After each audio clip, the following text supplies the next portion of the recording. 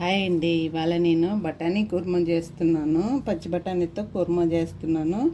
ఒక 8 జీడిపప్పులు వేసుకోవాలి. ఒక 2 పెద్ద సైజు టమోటాలు కట్ చేసుకుని మిక్సీ వేసుకోవాలి.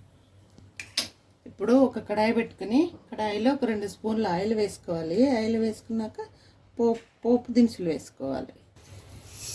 పోపు వేసుకొని ఒక ఉల్లిపాయ కట్ చేసుకుని వేసుకోవాలండి. సింపుల్ కర్రీ బాగుంటుందండి, చాలా టేస్టీగా ఉంటుంది. పసుపు వేసుకోవాలి.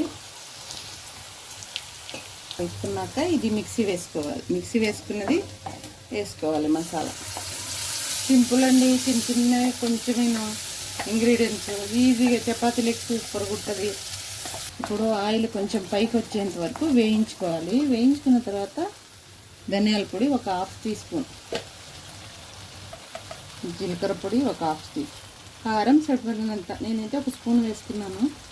తగినంత సాల్ట్ నేను ఒక 1/2 స్పూన్ వేసుకున్నాను. వేసుకుని కలుపుకోవాలి. ఆయిల్ పైకి తేలేంత వరకు ఇలా వేయించుకోవాలి. సపరేట్ అయిపోతుంది చూడండి, బాండీకి సపరేట్. అప్పుడు ఈ బఠానీలు వేసుకోవాలి. వేసుకొని కొంచెం సేపు కలబెట్టుకుని ఇలా కలుపుతూ ఉంటే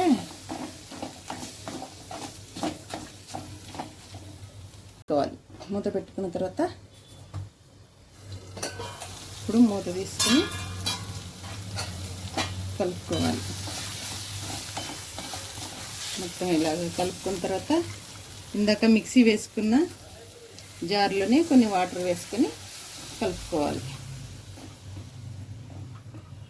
కలుపుకొని ఒక 10 మినిట్స్ ఉడికించుకుంటే బఠానీ కుర్మా రెడీ.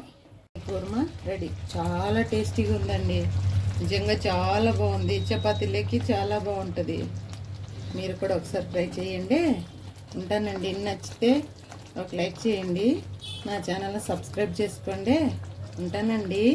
బాయ్ అండి.